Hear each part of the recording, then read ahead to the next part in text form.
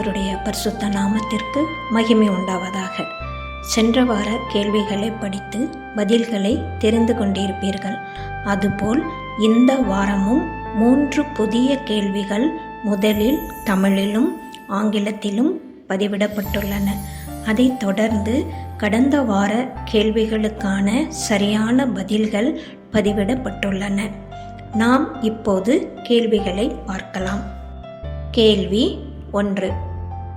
சிங்கத்தை போட்டோவில் பார்த்திருப்ப, டிவியில் பார்த்திருப்ப, சினிமாவில் பார்த்திருப்ப, ஏன் கூண்டில் கூட பார்த்திருப்ப.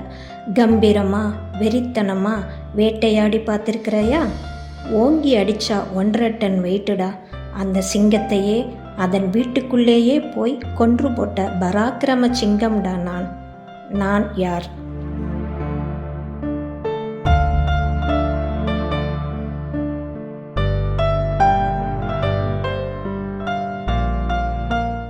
கேள்வி 2. பேருதான் தர்மபிரபு, ஆனால் அவனிடமிருந்து ஒரு 5 ரூபாய் கூட கேட்டு வாங்க முடியாது. சும்மாவா சொன்னாங்க? தனக்கு மெஞ்சினாதான் தானமும் தர்மமும் என்று. ஆனால் இங்கு ஒருவன் ஒரு மகா பிரபுவிடம் ஒன்றை கேட்டான். ஆனால் அவர் அவனுக்கு அவன் கேட்டதையும் அவன் கேளாததையும் கொடுத்தார். அவன் கேட்டதும் கேளாததுமான அவனுக்கு கிடைத்தவைகள் எவை?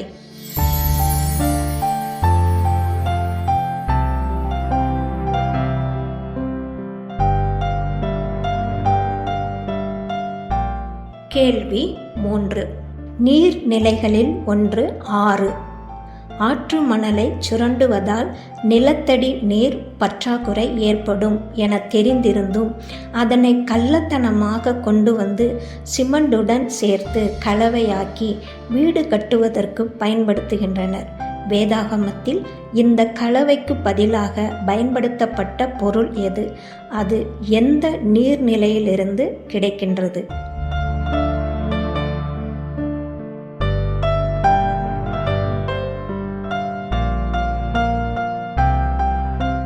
கடந்த வார கேள்விகளுக்கான பதில்கள்.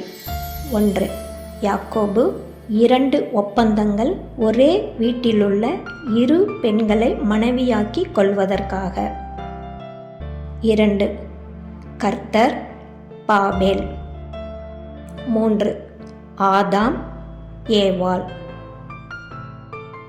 பிரியமான சகோதர சகோதரிகளே, இந்த வார கேள்விகளை படித்திருப்பீர்கள். இதற்கான சரியான பதில்களையும் உங்கள் கருத்துக்களையும் கமெண்டில் பதிவிடுங்கள். நன்றி. கிறிஸ்துவே உமக்கே மகிமை உண்டாவதாக. ஆமேன்.